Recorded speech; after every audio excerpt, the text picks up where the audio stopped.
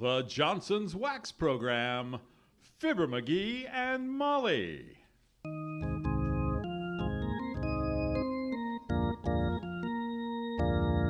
The makers of Johnson's Wax and Johnson's Water Repellent Glow Coat present Fibber McGee and Molly, starring Charlie Wise as Fibber McGee and Carlene George as Molly McGee.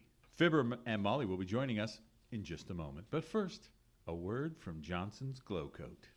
When you buy a self-polishing, easier cleaning floor wax, remember this. You get longer wear, better protection, and easier cleaning with the self-polishing floor wax that is now positively water repellent. That's Johnson's Glow Coat. You get more for your money, too. Glow Coat is now positively water repellent. And because it's water repellent, it lasts up to 4 times longer.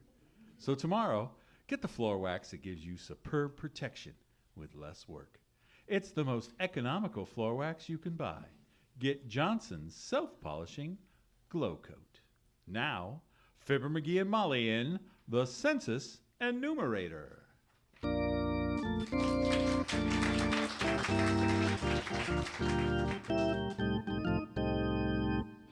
140,000 men and women started work last week on the 1950 census, Operation Nose Count. 139,999 of these people are intelligent, courteous, and considerate. Here's the other one, Census Enumerator McGee of Fibber McGee and Molly.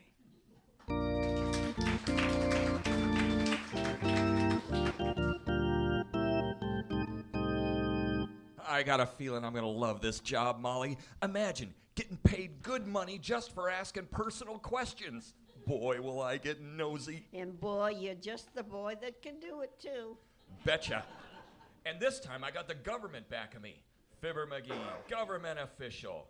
Hey, I wish I had me a badge to wear. A badge? Well, Uncle Dennis has one. It's upstairs in the drawer. Swell, I'll get it. What does it say? Chicken inspector. He got it at a Legion convention at the poultry exhibit, he said. Although I don't know. That's okay, kiddo. Never mind. I got authority enough without the badge. Let me run through the procedure here before I start out again in a minute. First of all, I ring the doorbell, see? And when somebody answers, I say, "Good morning, madam." What if a man answers? Hang up. What? Oh, you mean if a man answers the door? Well, in that case, I simply say, "Good morning, bud."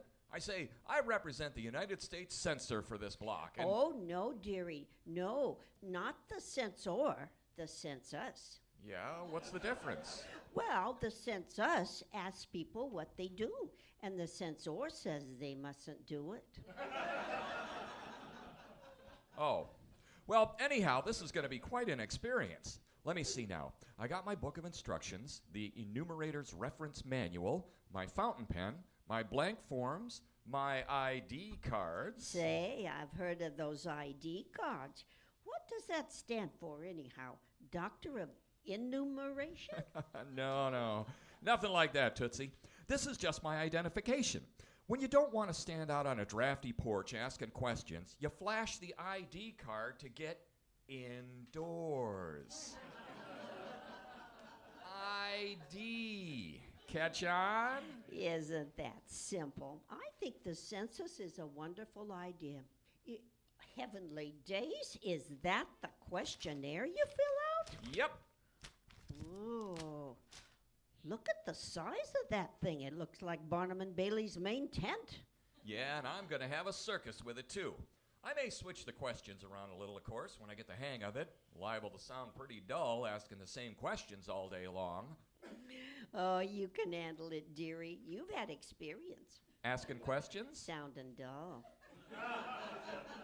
Oh.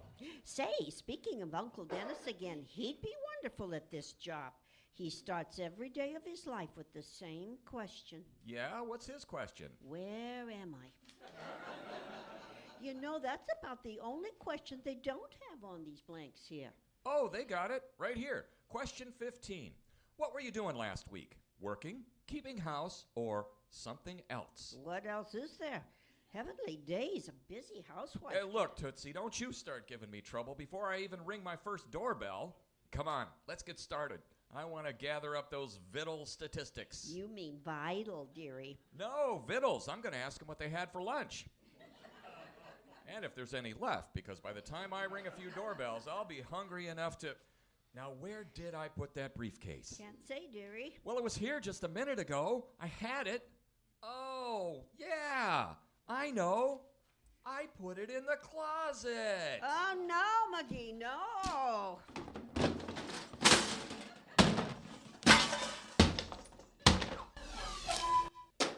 Here it is. Gonna straighten out that closet one of these days.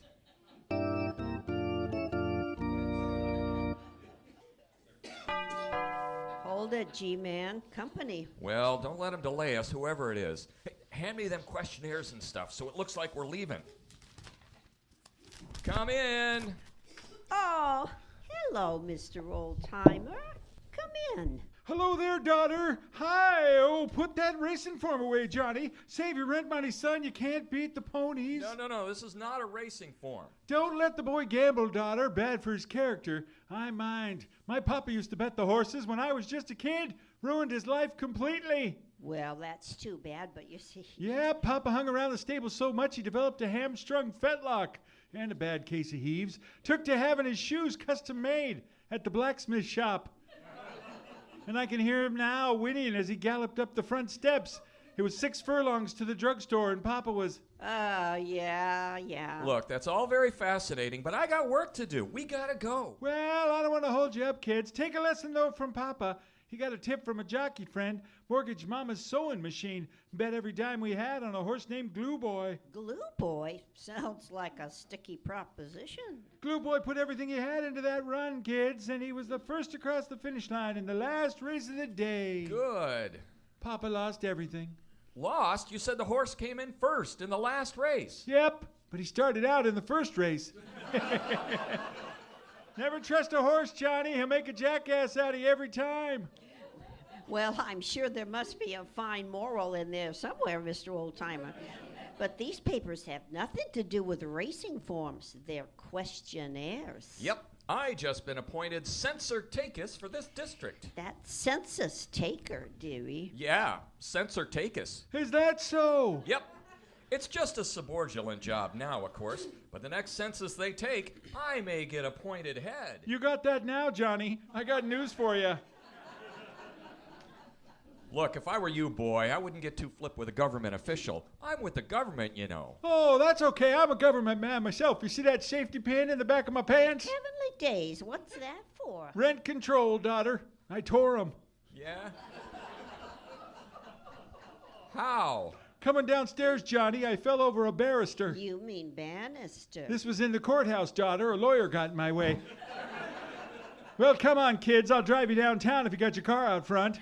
Thanks, but we're walking. Yep, let's get going. We've been waiting long enough for people to come to their senses. Now we're going to take the census to the people. That's pretty good, Johnny. That ain't the way I heard it. Oh, pshaw. The way I heard it, one fella says to the other fella when he heard McGee was taking the census, "Say," he says, "why is the Wistful Vista census like a ride on a rocket ship?" "Simple," says t'other feller, "'cause they both start off with a big jerk." So long, kids.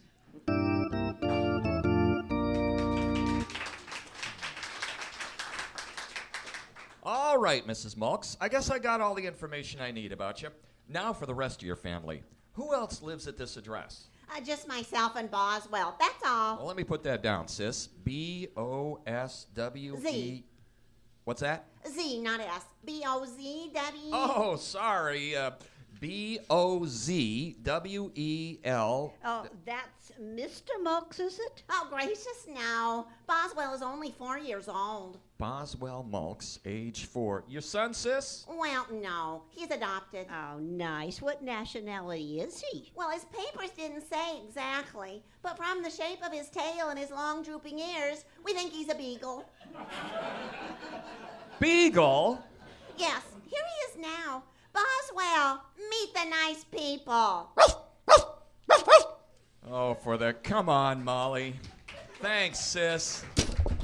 My, this is very interesting work, isn't it? How many names have we got now? Well, let me check. Well, counting the 4 people that weren't home, and the lady that was taking a bath and hollered out the window at us, and the guy that was holding his thumb in the leaking water pipe and said, "Come back tomorrow," and the place with the measles sign on the door, I got just one. Mrs. Mulks. Well, here we go again. Good morning, sir. I am the U.S. Census Taker. Census taker. Yeah, and hi, Ole. Hello, McGee. Hello, Mrs. You're what kind of tooker? The United States Census, Ole. The government needs a lot of information about population and housing. And Oh, sure. I've been waiting for census tooker. I think McGee is a good man to ask questions. Everybody say so. They do, Ole? What do they say? They say McGee is a questionable character. Well, go ahead, census tooker. Ask questions. your name we have, and the address, born. Sure. Not lately, though. Was long time ago. Who's the head of this household? Wait till I close the door. I am. Where were you born, Ole? Davenport. Iowa? No, Stockholm. Mama couldn't get to hospital. I was born on Davenport.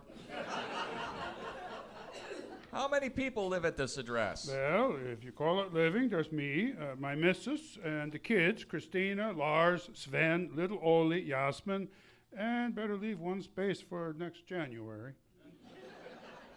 Now then, one more question. Okay. What time is it? No, about half past. Thanks. Better get going. Thanks, Ole. That's all right, McGee. Nothing is too good for the government, they seem to think.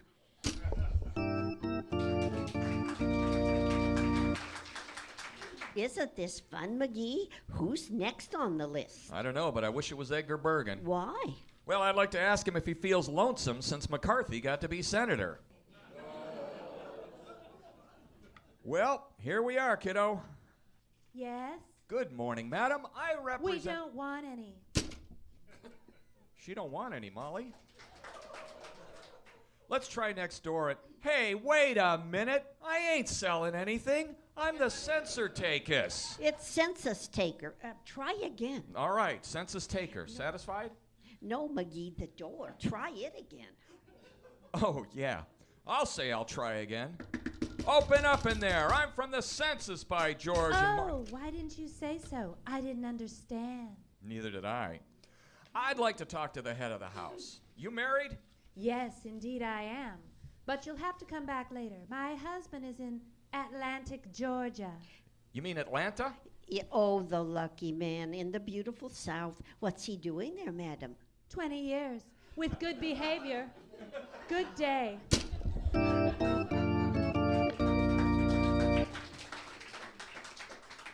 Well, the government has solved his housing problem. If they convicted him of being a masher, they've also solved the surplus potato problem. Who lives in the next house, McGee? Fella named Crabtree. I know him from the Elks Club, but I'm skipping him. Afraid he isn't home. Afraid he is home. I owe him $10. Let's take this next one. Beautiful house. Must be millionaires.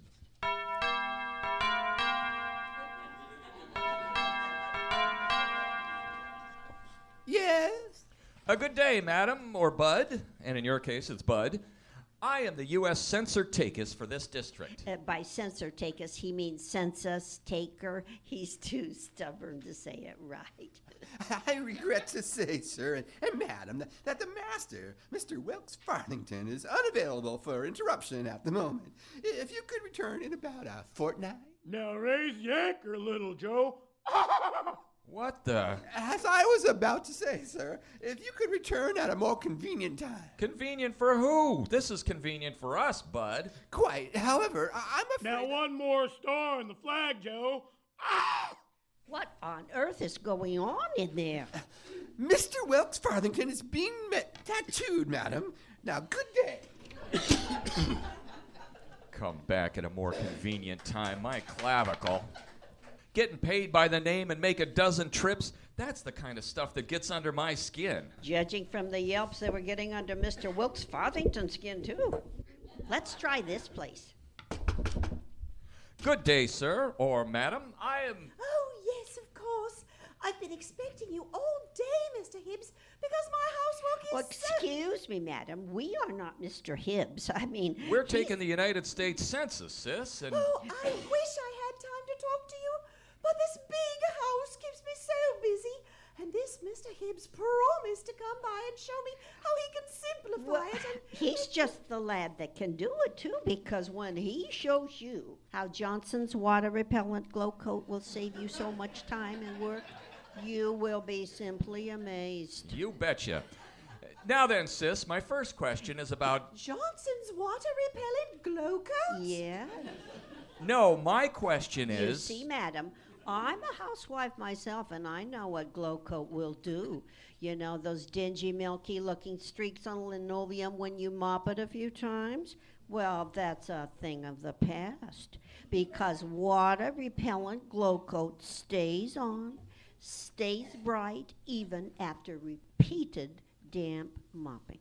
Now, my second question, sis, How is... did it go on? Well, at the rate we're going, sis, it'll go on all day, She but... means the glow coat, McGee. Well, Mrs. Corey, Mary Ellen Corey. Well, I finally got some information. What was the first name? Johnson's water repellent glow coat. No, I meant... Quiet, dearie. Mrs. Corey and I are talking.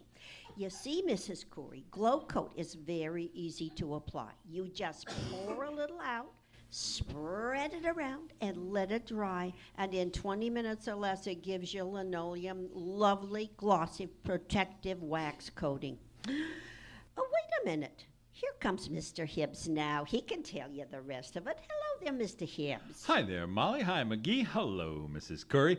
I'm sorry to be late, but the census taker was at my house and... Look, Junior, I'm taking the census myself here. And... Well, this will not only take a minute, McGee. I just want to tell Mrs. Curry Oh, about... this lady has already told me, Mr. Hibbs. It seems that 1 can of glow coat will cut my housework in half. So bring me 2 cans right away, because that will take care of all my housework. And now I have the rest of the day to talk to you nice people. So do come in and sit down. Good day, Mr. Hibbs. Well, this is a fine howdy. Yeah? I'm going downtown and look up the law on horse thieving. Somebody stole my plug. Well, so long, McGee.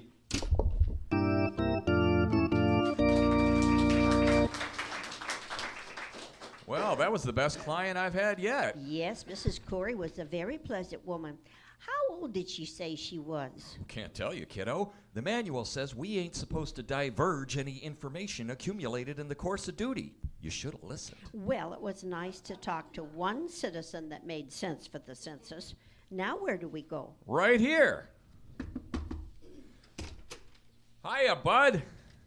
Oh, how do you do? I'm the census taker, bud, and this is my wife, Molly. How do you do, I'm sure? How are you, Mrs. Taker? Won't you come in? Thanks, bud. But it ain't Mrs. Taker. It's Mrs. McGee, and I'm McGee. I'm taking the census. Really? That's peculiar. I had a letter from one of my cousins in Idaho, and she claims that she was taking the census. Oh, you got cousins in Idaho? Boise? No, they're all girlsy. Here's a new pencil, McGee. You'd better get busy now. Now, you understand, bud, that this is the regular annual 10-year census. All information taken thereto is strictly confidential and unrevealable to any other government department or bureau. Is that understood? By whom? Not by us, that's for sure. But that's what it says. Okay, bud. Now, how about a few questions? Oh, good. I love this. Okay, first question. Can you quote Napoleon's farewell to his men after the Battle of Waterloo in 3 words? We're supposed to ask the questions. I'm sorry, that's 6 words and you lose. The correct quotation is, "So long, fellas." Now, my next question... Hey here, bud. Please, now we ask the questions. Yeah. Now then, bud. Your name, please? A baker. Your occupation? No, that's my name, Baker. Axelrod P. Baker. Well, what is your occupation, Baker? A butcher. My father, Chauncey Baker, was also a butcher. All of us bakers are butchers, except on my mother's side. She was a carpenter. You mean that was her maiden name? No, her maiden name was Binkstoffel, Emily Binkstoffel. Then she married Daddy, who was a butcher named Baker, and that made her Emily Binkstoffel Baker Jr. How do you spell that? Junior. Now it's your turn to ask questions, Miss Taker. McGee, Baker, not Miss Taker. Not mistaker for whom, sir? McGee? Oh, I'd never mistake you for him. You're much prettier, and besides... Oh, cut it out. Look, we ain't getting any place. Well, you should have thought about that before you went into government work, sir. I realize it's a very safe job and gives you a certain security, but... Now, wait a minute. Please, Mr. Butcher. The lady is speaking to you, Mr. Butcher. I'm not Butcher. I'm McGee. You're Butcher. No, my name is Baker. You remember that I said my mother, who was a Binkstoffel, married my father. Never mind that. It isn't important. It is to me, madam.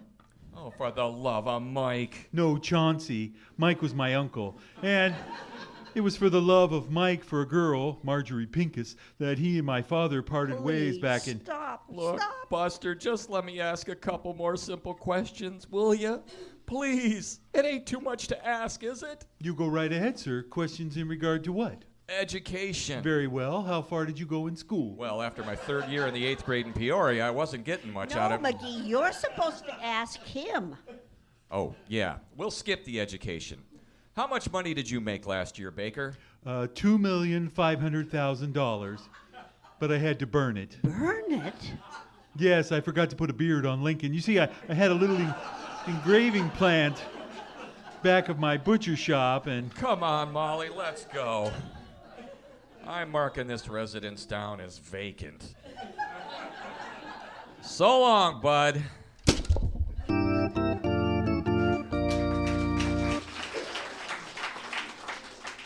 Well, we only got 2 more stops today, kiddo. Here's the first one. Nice house. Who lives here? Let me see. According to my notes, a fella named Harris, Philip Harris, band leader with a rich wife. Well, ring the bell. I did, but I couldn't hear it ring. Maybe it's out of order. Hey, maybe the door's unlocked. I'll peek in.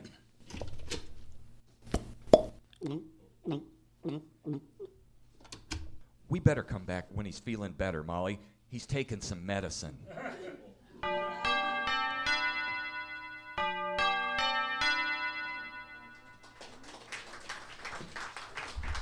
Well, one more house, dearie, and we can go home. How many people did we call on today? Well, according to my list, we knocked on 62 doors, kiddo. Yeah, good day's work. Yep, 62 houses, and the people were at home in all but 48 of them. That leaves 14.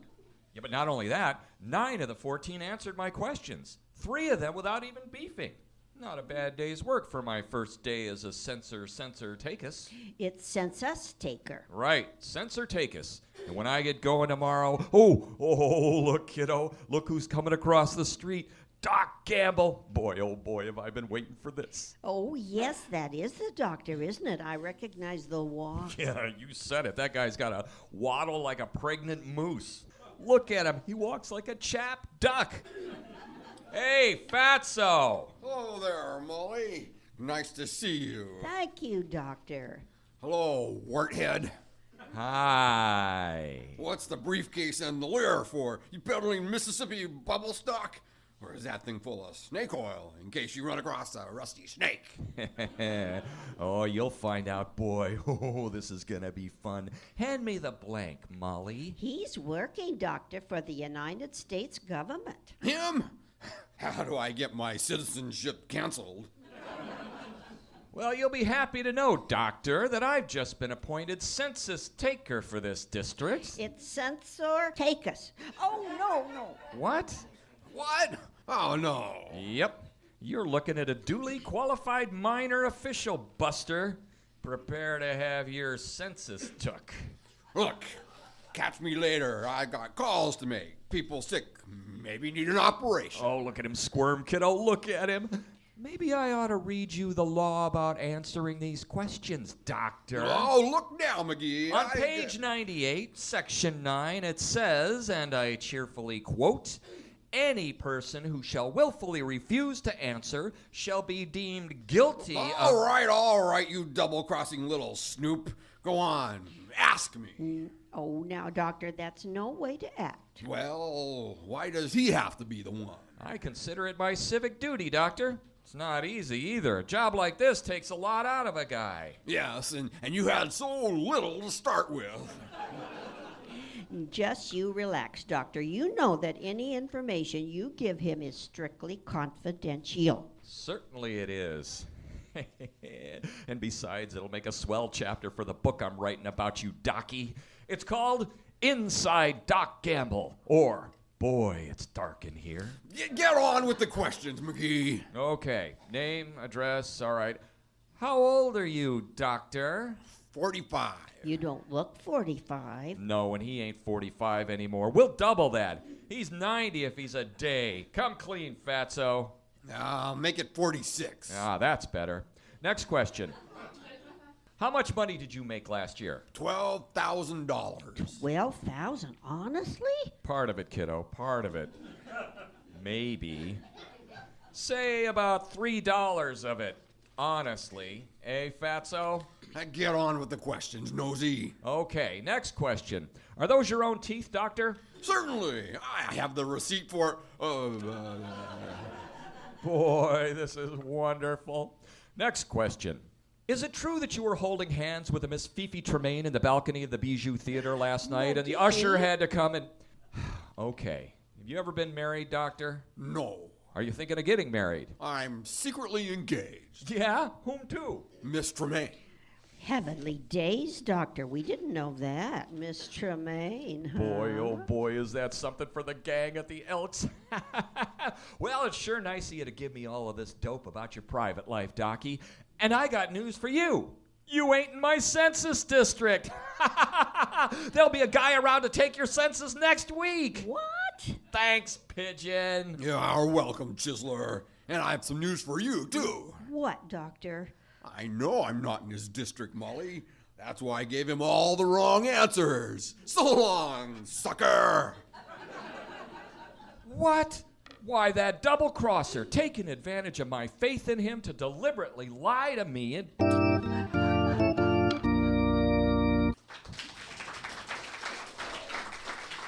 Well, this has been quite a day, hasn't it? Very interesting work. Sure has, Tootsie. Now what do you do? Well, first thing I do is check over my papers to look at the reference manual to see if I've done anything right. Then I check with the crew chief and turn in the day's records. Hand me the manual, Tootsie. I want to look up my legal responsibilities. Here you are. Legal responsibilities are on page 18, sections 57 and 58. Page 18, let me see. Not to be accompanied or assisted by unauthorized persons. Not permitted anyone to accompany you except duly authorized. Oh my gosh. Hand me the phone, quick, then run up and pack our bags. Here's the phone, but what on earth is the big... Can't talk now, kiddo. We're in a jam. Hello, operator, give me the airport. Hello, airport? 2 reservations to South America on the first plane out. One way. Hey, midnight? What time's it leave? Oh, midnight. McGee, what are you doing? What say, sis? The names? Oh, Mr. Fosdick J. Allardyce and wife. What do you mean, how do I spell Allardyce? Make it Jones, okay? We'll be there. Molly, get packed. Quick, shut off the gas and the water and the electric. McGee, please, what are you talking about? What is this? We're in trouble, baby. That's what it is. Look at this census manual. By letting you go with me and hearing all this confidential stuff, I'm liable to a $1,000 fine and 2 years in the pokey. Now get your hat and make some jelly sandwiches. I'll mail in my resignation when we get to Hong Kong.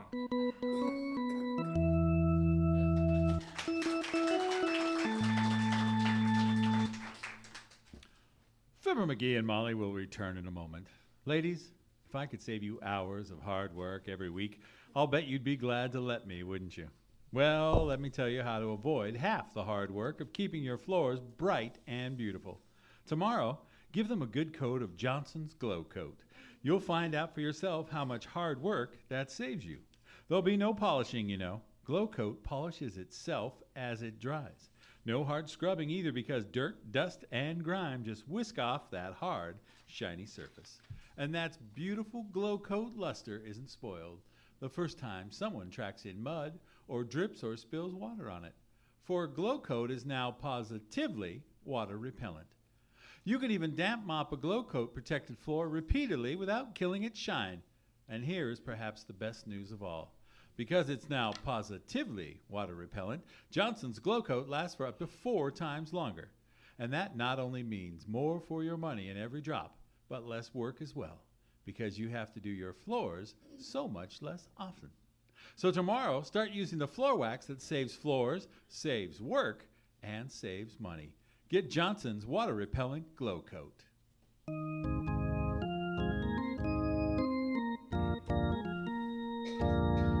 And now, back to Fibber McGee and Molly.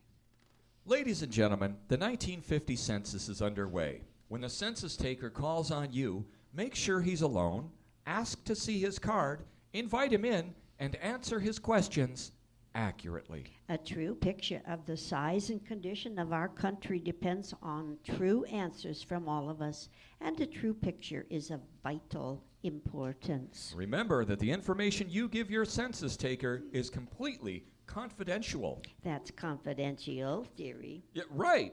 And by law, no other agency of the government can ever use it for taxation, investigation, or anything else. And remember, too, that you won't find a census taker like McGee anywhere but in Wistful Vista. Yeah, I guess that's right, kiddo. I guess I just got a natural curiosity, huh? Yes, you are. Are what? A natural curiosity. Oh, good night, folks. Good night, all.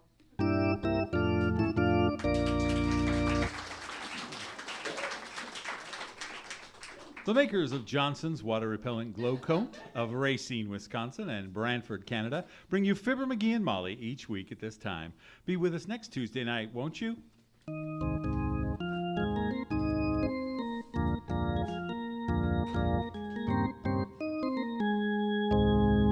Tonight we have brought you the first program in our new Radio on the Air Family Comedy Show series. In tonight's cast for Vic and Sade were Ken Jones as Victor Gook, Kathy Curry as Sade Gook, and David Bryant as Rush Gook. In tonight's cast for the Bickersons were the Bickersons were Jonathan Hibbs as John Bickerson, Sandy Spellman as Blanche Bickerson, and Charlie Wise as your Bickerson's host.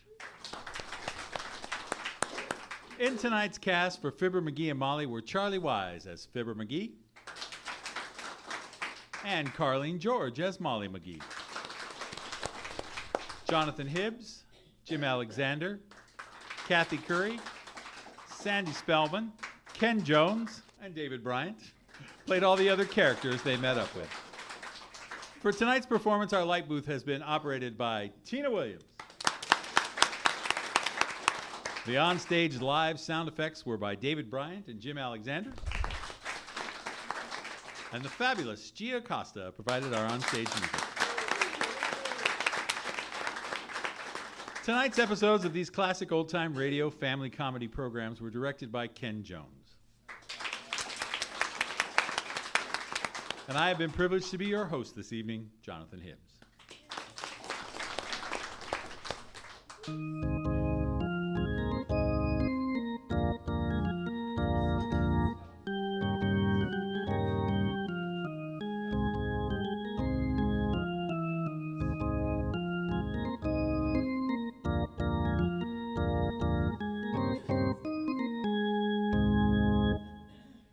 And now, this is your Radio on the Air host, Jonathan Hibbs, saying good night. This is the American Broadcasting System.